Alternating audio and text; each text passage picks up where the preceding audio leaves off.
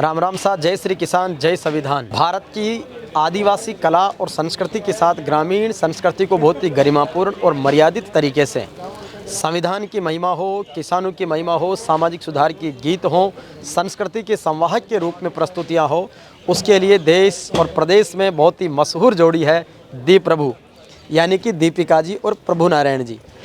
आज राजस्थान की राजधानी जयपुर में डॉक्टर अंबेडकर वेलफेयर सोसाइटी की ओर से SC/ST के नवनिर्वाचित जनप्रतिनिधियों का अभिनंदन समारोह हुआ। उसमें आपने संविधान की महिमा पर बहुत सुंदर प्रस्तुति दी है।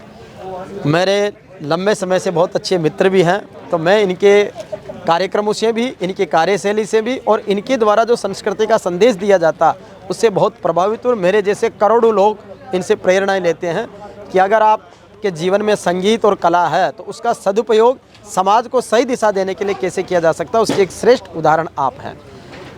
आज डॉक्टर भीमराव अंबेडकर जी की जो इस परिसर में एक बहुत बड़ी दिव्य प्रतिमा भी लग रही है, उसी के समक्ष एक कार्यक्रम हुआ है। सभी मेहमानों को भारत का संविधान की प्रस्तावना उनको प्रदान की गई है। मैं प्रस्तावना पढ़ के सुना देता हूँ। ये सबसे महत्वपूर्ण है। गीता के श्लोकों से, संस्कृत के श्लोकों से, सरस्वती वंदना से भी बढ़कर हमारी संविधान की प्रस्तावना जो आप सब भी सुने कि हम भारत के लोग भारत को एक संपूर्ण प्रभुत्व संपन्न समाजवादी पंथ निरपेक्ष लोकतंत्रात्मक गणराज्य बनाने के लिए तथा उसके समस्त नागरिकों को सामाजिक, आर्थिक और राजनीतिक न्याय, विचार, अभिव्यक्ति, विश्वास, धर्म और उपासना की स्वतंत्रता, प्रतिष्ठा और अवसर की समता प्राप्त कराने के लिए तथा उन सब में व्यक्ति की गरिमा और राष्ट्र की एकता और अखंडता सुनिश्चित करने वाली बंधुता बढ़ाने के लिए दृढ़ संकल्प होकर अपनी इस संविधान सभा में 26 नवंबर 1949 को एतद द्वारा इस संविधान को अंगीकृत, अधिनियमित और आत्म अर्पित करते हैं। ये हमारे संविधान निर्माताओं ने 26 नवंबर 1949 को किया था और ये सारी चीज़ों को समझने के लिए आपको बहुत महत्वपूर्ण रूप से ध्यान देने की ज़रूरत है। आइए अब बात करते हैं हमारी संस्कृति के इन संवाहकों से कि जिस तरीके से सर आपने अब तक लगभग कितने गीतों पर परफॉर्म कर दिया होगा? लगभग 1000 गीतों पर परफॉर्म और बिल्कुल बहुत ही सादगीपूर्ण तरीके से, बहुत अच्छे। आप दोनों राज्य की सेवा में हैं, लेकिन संस्कृति के उन्नयन के लिए चाहे सरकार की फ्लैगशिप जो स्कीम्स होती है उनके प्रचार के भी आप गीत बना लेते हैं। तो इन सब के बीच में राज्य की नौकरी, उसके बीच कैसे समय निकालती हैं आप? बिल्कुल, अपनी संस्कृति को बढ़ाने के लिए अपना जो निजी समय है वो हम इसमें शेयर करते हैं पूरा टाइम जी। अच्छा, ये भी एक अद्भुत कला है कि दोनों को आपस में हस्बैंड वाइफ की एक टेलीपैथी मिल जाना और एक ही तरह की रुचि हो जाना बहुत बड़ी बात है। ईश्वर की कितनी बड़ी कृपा मानते हैं। बिल्कुल जी, ये तो कुदरत का है पूरा। कुदरत का बहुत शुक्रिया। कुदरत का बहुत शुक्रिया है। तो निश्चित रूप से माँ प्रकृति और परमात्मा के उपासक लोग हैं, जो उस कुदरत की बड़ी अद्भुत कृपा है कि आपको एक ऐसा जीवन मिला है जिसमें आप कला और संस्कृति को जीवित रखते हैं। और सर, किस किस तरीके के कार्यक्रम आपने किए हैं, किन किन मंचों पर? क्योंकि बड़े मंचों पर आप अक्सर हमेशा रहते हैं, तो ऐसे प्लेटफॉर्म्स जहां पर संविधान के द्वारा प्रदत्त शक्तियों का उपयोग करने वाले जनप्रतिनिधि हो, गवर्नर हो, CM हो, president of India, prime minister of India, high court justice, supreme court justice, किन बड़े लोगों के साथ भी आपको कार्यक्रम का अवसर मिला है? काफ़ी जगह अवसर मिला है मेरे को। सबसे बड़ा अवसर तो राज्यपाल महोदय के सामने प्रस्तुति उसी मंच पे और सिंगल अकेली हमारी प्रस्तुति जो आपके सौजन्य से हुई, सत्यपाल मलिक साहब जो बेटी बचाओ बेटी पढ़ाओ के वो खुद भी कदरदान है और वो खुद भी उस मैसेज को जन जन तक पहुंचाते हैं। इसलिए उनकी इच्छा से और उनके आदेश से उन्हीं के मंच पर, उन्हीं के सामने भ्रूण हत्या पर जो जागरूकता का एक संदेश देता हुआ एक लोकगीत पे हमने नृत्य प्रस्तुत किया, जिस पर सत्यपाल मलिक साहब भी बहुत खुश हुए। और पहली बार नेता वैसे जेब में कम डालते हैं हाथ, उन्होंने खुद का बटवा खोला और 500 रुपये हमको इनाम दिए। और फिर अलग से उसको सेफ हाउस जो बना हुआ होता है उसमें बुला के अलग से उन्होंने बात करी और उसमें आप भी उपस्थित रहे। उन्होंने मेघालय आमंत्रित भी किया था पर जा नहीं पाए, पर उनका स्नेह और उनका प्यार हमारे प्रति बना रहा। और ये सबसे बड़ी प्रस्तुति थी मेरी किसी पदाधिकारी के सामने। वैसे जो मीना हाई कोर्ट नाम से जो दौसा में एक जगह है, जहाँ लगभग सारे प्रतिनिधि मंत्री एमएलए वगैरह जितने भी सारे जो 10 20 30 थे शायद वो, उन सब के सामने भी ऐसे तो सैकड़ों बार मेरी ऐसे मंत्री एमएलए उनके सामने तो सैकड़ों बार मेरी प्रस्तुतियाँ हो गई।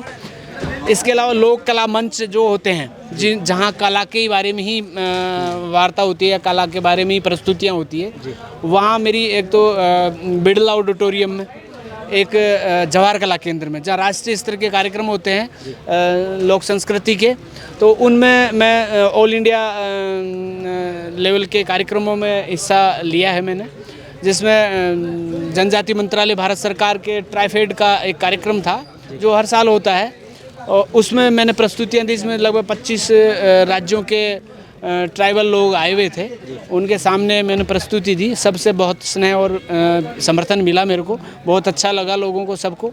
और हमारी जो विशेषता है वो ख़ास ये है कि लोगों का मनोरंजन तो होता ही है, पर उसके साथ में हम एक संदेश जो हम भाषण से लोगों के समझ में नहीं डाल सकते, वो हम लोक गीतों के माध्यम से, लोक नृत्य के माध्यम से, क्योंकि लोक गीत और नृत्य लोग बड़े ध्यान से देखते हैं, ध्यान से सुनते हैं। भाषण में तो फिर भी वो बातें करते रहेंगे, इधर सुनेंगे उधर निकाल देंगे, पर जो संगीत और नृत्य होता है ना, उसमें रुचि सबकी होती है, उसको बड़े ध्यान से सुनते हैं। तो मैंने यही जरिया अपनाया कि ये लोकगीत और लोक नृत्य के माध्यम से अगर हम जनजागरण किया जाए तो हम उन लोगों तक पहुंच सकते हैं जिन तक अब तक नहीं पहुंचे हैं। क्योंकि शिक्षा से जुड़े हुए लोग, पदाधिकारी और वो सारे लोग तो वैसे भी पढ़ लेते हैं, सोशल मीडिया से जुड़े रहते हैं, उनको वैसे भी पता रहता है, पर गांव के वो लोग जो जिनका इन चीज़ों से जुड़ाव बहुत कम है, अब चूँकि सरकारों ने इंटरनेट मोबाइल ये वितरण कर दिए तो गांव-गांव तक पहुंच गए, तो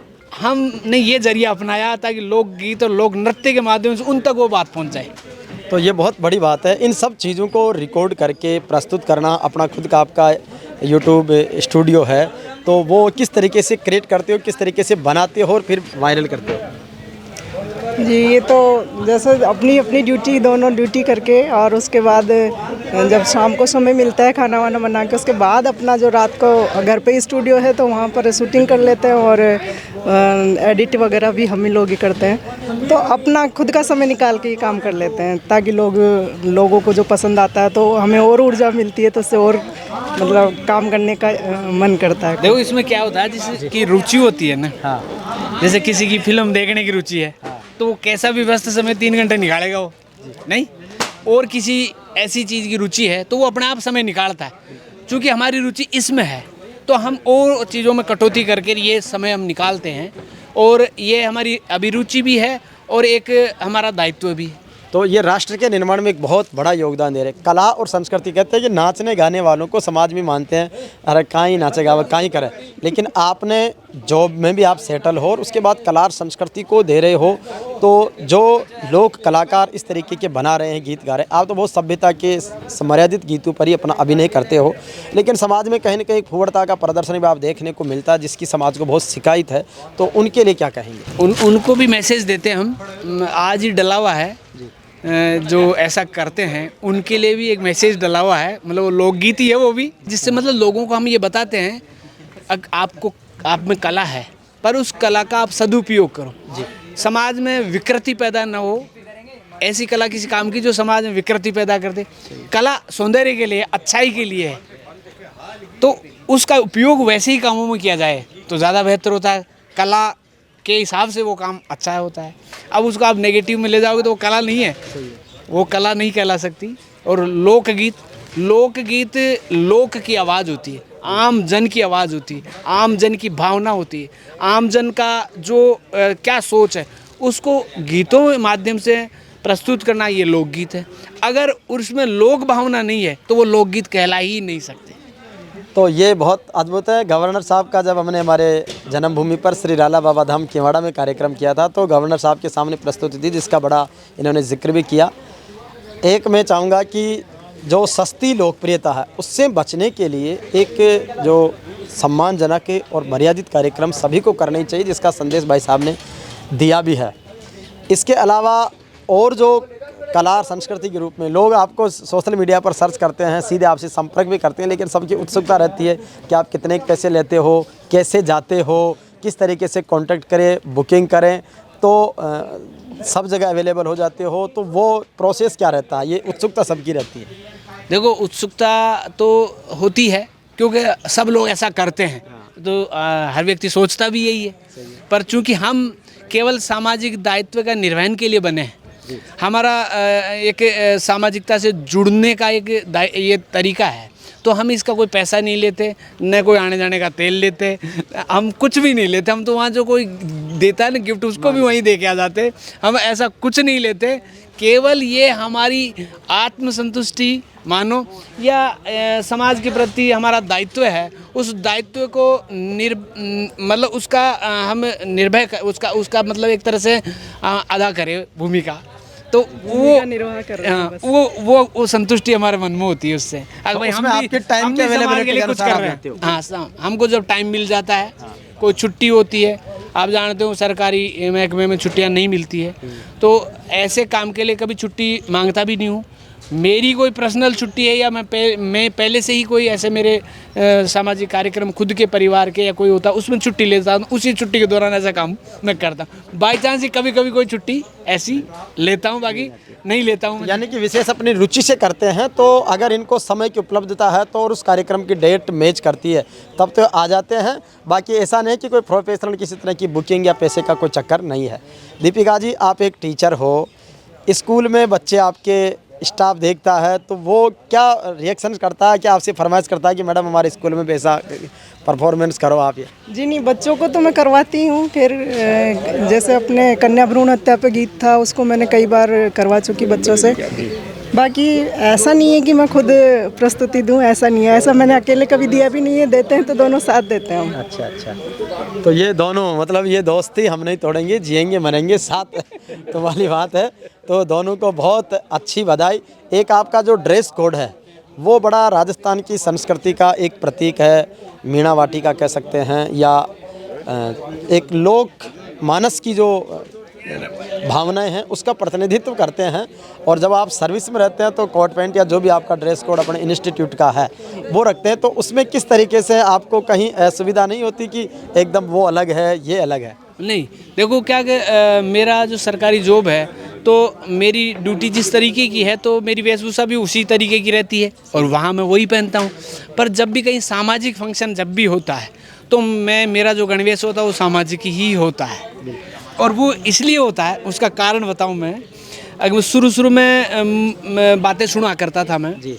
ऐसे गाँव में कहानियाँ चलती थी, वो एक IAS बन गया और उसके पिताजी ऐसे घी देने गए और वो धोती कमीज पहन गए तो उसने उसको मजदूर बता दिया। वो सत्य कितनी है मुझे नहीं पता, पर कहानियाँ चलती है। अगर वो उसको मजदूर बता दिया, फिर पिताजी को ठेस पहुंची और उसने सोचा यार ऐसा बेटा मेरे किस काम का, मेरे वेश को देख कर वो ऐसा फील करता है। तो मेरे दिमाग में आई कि मैं इस ड्रेस को राष्ट्रीय पहचान दिला दूं और इस ड्रेस को IAS IPS या कोई अधिकारी हो वो पहनने में शर्म महसूस ना करे, गर्व महसूस करे।